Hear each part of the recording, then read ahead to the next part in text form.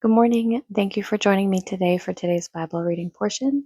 Today we're going to be reading in the Torah, Exodus chapter 4, verses 18 through 31, in the prophets, 2 Samuel chapter 24, in the writings, Psalms chapters 99 and 100, and in the apostles, Luke chapter 16, beginning in Exodus chapter 4, verse 18. And Moses went and returned to Jethro his father-in-law, and said unto him, Let me go, I pray thee, and return unto my brethren which are in Egypt, and see whether they be yet alive. And Jethro said to Moses, Go in peace. And the Lord said unto Moses in Midian, Go, return into Egypt, for all the men are dead which sought thy life. And Moses took his wife and his sons, and set them upon an ass, and he returned to the land of Egypt. And Moses took the rod of God in his hand. And the Lord said unto Moses, When thou goest to return into Egypt, see that thou do all those wonders before Pharaoh, which I have put in thine hand. But I will harden his heart, that he shall not let the people go. And thou shalt say unto Pharaoh, Thus saith the Lord, Israel is my son, even my firstborn. And I say unto thee, Let my son go, that he may serve me. And if thou refuse to let him go, behold, I will slay thy son, even thy firstborn. And it came to pass by the way in the end, that the Lord met him and sought to kill him. Then Zipporah took a sharp stone and cut off the foreskin of her son, and cast it at his feet, and said, Surely a bloody husband art thou to me. So he let him go. Then she said, A bloody husband thou art, because of the circumcision. And the Lord said to Aaron, Go into the wilderness to meet Moses. And he went and met him in the mount of God, and kissed him. And Moses told Aaron all the words of the Lord, who had sent him, and all the signs which he had commanded him. And Moses and Aaron went and gathered together all the elders of the children of Israel. And Aaron spake all the words which the Lord had spoken unto Moses, and did the signs in the sight of the people. And the people believed. And when they heard that the Lord had visited the children of Israel, and that he had looked upon their affliction, then they bowed their heads and worshipped. 2 Samuel chapter 24. And again the anger of the Lord was kindled against Israel, and he moved David against them to say, Go, number Israel and Judah. For the king said to Joab, the captain of the host, which was with him, Go now through all the tribes of Israel, from Dan even to Beersheba, and number ye the people, that I may know the number of the people. And Joab said unto the king, Now the Lord thy God add unto the people, how many soever they be, 100-fold, and that the eyes of my lord the king may see it. But why doth my lord the king delight in this thing? Notwithstanding the king's word prevailed against Joab, and against the captains of the host. And Joab and the captains of the host went out from the presence of the king to number the people of Israel. And they passed over Jordan, and pitched in Aroer, on the right side of the city that lieth in the midst of the river of Gad, and toward Jazar. Then they came to Gilead, and to the land of Timhoshi, and they came to Dan Jaan, and about to Zidon, and came to the stronghold of Tyre, and to the cities of the Hivites, and of the Canaanites, and they went out to the south of Judah, even to Beersheba. So when they had gone through all the land, they came to Jerusalem at the end of 9 months and 20 days. And Joab gave up the sum of the number of the people unto the king. And there were in Israel 800,000 valiant men that drew the sword, and the men of Judah were 500,000 men. And David's heart smote him after that he had numbered the people. And David said unto the Lord, I have sinned greatly in that I have done. And now I beseech thee, O Lord, take away the iniquity of thy servant, for I have done very foolishly.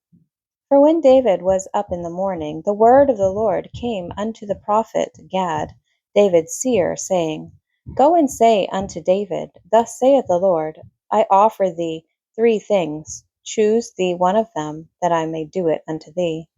So Gad came to David and told him, and said unto him, Shall 7 years of famine come unto thee in thy land? Or wilt thou flee 3 months before thine enemies, while they pursue thee? Or that there be 3 days pestilence in thy land? Now advise, and see what answer I shall return to him that sent me. And David said unto Gad, I am in a great strait. Let us fall now into the hand of the Lord, for his mercies are great, and let me not fall into the hand of man. So the Lord sent a pestilence upon Israel from the morning even to the time appointed, and there died of the people from Dan even to Beersheba 70,000 men. And when the angel stretched out his hand upon Jerusalem to destroy it, the Lord repented him of the evil, and said to the angel that destroyed the people, It is enough, stay now thine hand. And the angel of the Lord was by the threshing place of Araunah the Jebusite. And David spake unto the Lord when he saw the angel that smote the people, and said, Lo, I have sinned, and I have done wickedly, but these sheep, what have they done? Let thine hand, I pray thee, be against me and against my father's house. And Gad came that day to David, and said unto him, Go up, rear an altar unto the Lord in the threshing floor of Araunah the Jebusite.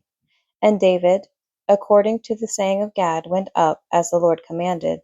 And Araunah looked, and saw the king and his servants coming on toward him.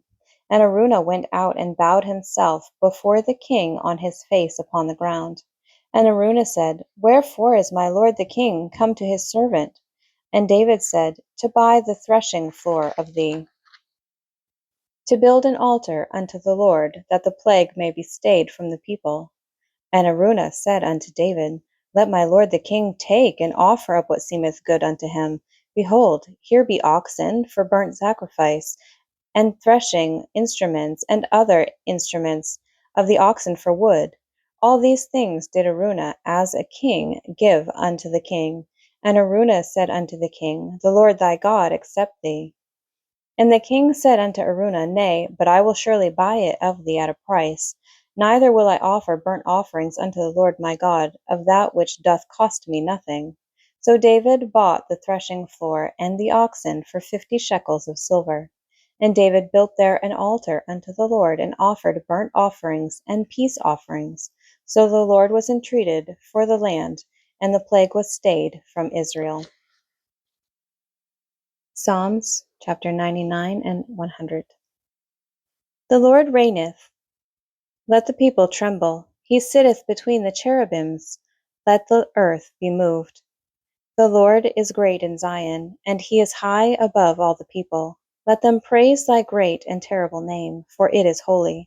The king's strength also loveth judgment. Thou dost establish equity. Thou executest judgment and righteousness in Jacob. Exalt ye the Lord our God, and worship at his footstool, for he is holy. Moses and Aaron among his priests, and Samuel among them that call upon his name, they called upon the Lord, and he answered them. He spake unto them in the cloudy pillar. They kept his testimonies and the ordinance that he gave them. Thou answerest them, O Lord our God. Thou wast a God that forgavest them, though thou tookest vengeance in their inventions. Exalt the Lord our God, and worship at his holy hill, for the Lord our God is holy.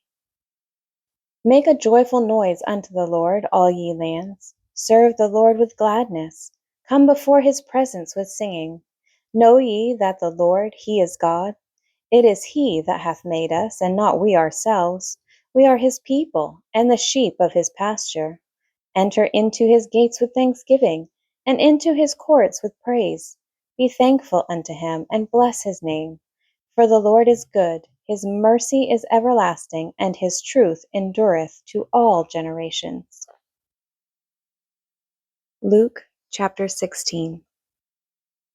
And he said also unto his disciples, There was a certain rich man, which had a steward, and the same was accused unto him that he had wasted his goods. And he called him, and said unto him, How is it that I hear this of thee?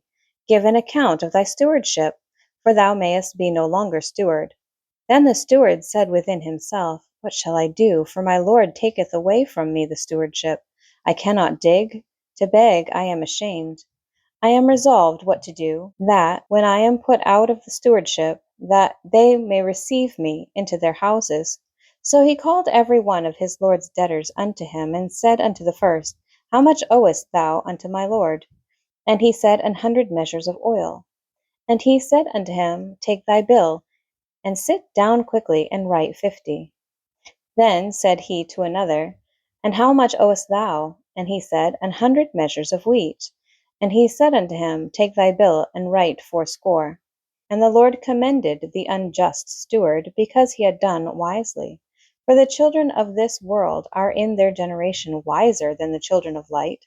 And I say unto you, Make to yourselves friends of the mammon of unrighteousness, that when ye fail, they may receive you into everlasting habitations. He that is faithful in that which is least is faithful also in much, and he that is unjust in the least is unjust also in much. If therefore ye have not been faithful in the unrighteous mammon, who will commit to your trust the true riches? And if ye have not been faithful in that which is another man's, who shall give you that which is your own? No servant can serve two masters, for either he will hate the one and love the other, or else he will hold to the one and despise the other. Ye cannot serve God and mammon. And the Pharisees also, who were covetous, heard all these things, and they derided him.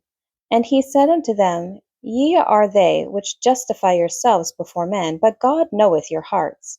For that which is highly esteemed among men is abomination in the sight of God.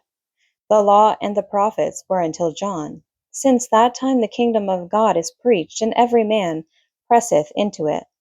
And it is easier for heaven and earth to pass than one tittle of the law to fail. Whosoever putteth away his wife and marrieth another committeth adultery, and whosoever marrieth her that is put away from her husband committeth adultery. There was a certain rich man, which was clothed in purple and fine linen, and fared sumptuously every day. And there was a certain beggar named Lazarus, which was laid at his gate full of sores, and desiring to be fed with the crumbs which fell from the rich man's table. Moreover, the dogs came and licked his sores.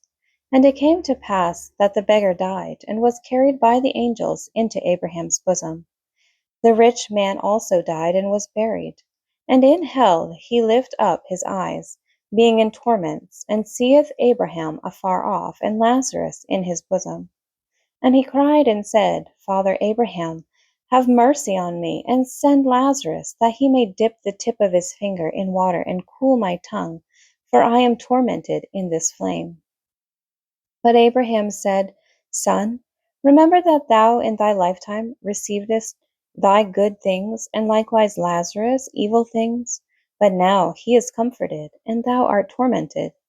And beside all this, between us and you there is a great gulf fixed, so that they which would pass from hence to you cannot, neither can they pass to us that would come from thence. Then he said, I pray thee therefore, Father, that thou wouldest send him to my father's house, for I have 5 brethren, that he may testify unto them, lest they also come into this place and torment. Abraham saith unto him, They have Moses and the prophets, let them hear them. And he said, Nay, Father Abraham, but if one went unto them from the dead, they will repent. And he said unto him, If they hear not Moses and the prophets, neither will they be persuaded, though one rose from the dead. Thank you for joining me today for today's Bible reading portion. I pray that God blesses it and blesses you.